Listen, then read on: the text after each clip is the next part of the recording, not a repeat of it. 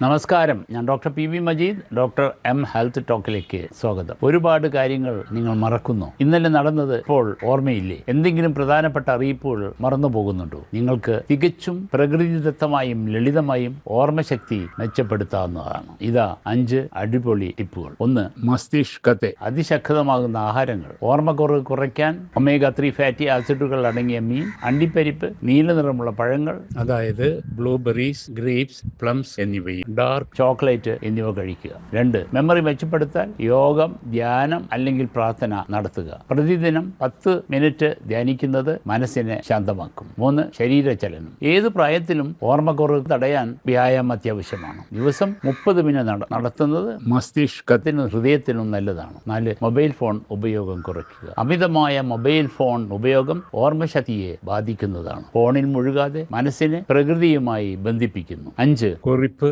എഴുതുക, അതായത് ജേർണലിംഗ് എന്നാണ് ഇംഗ്ലീഷിൽ പറയുന്നത്. മസ്തിഷ്കം സ്ഥിരമായി പ്രവർത്തിക്കാനായി കുറിപ്പെഴുത്ത് ഒരു ശക്തമായ പ്രായോഗിക മാർഗമാണ്. മസ്തിഷ്കത്തെ സജീവമാക്കുന്നു, കേന്ദ്രീകരിക്കൽ, ഫോക്കസ് വർദ്ധിപ്പിക്കുന്നു, വേഗത്തിൽ പഠിക്കാൻ സഹായിക്കുന്നു, സങ്കല്പശക്തിയും സൃഷ്ടിപരമായ ചിന്തകളും വളർത്തുന്നു, വിഷ്വൽ മെമ്മറി മെച്ചപ്പെടുത്തുന്നു. എന്തൊക്കെയാണ് നിങ്ങൾ കുറിപ്പ് എഴുതാൻ ശ്രമിക്കേണ്ടത്?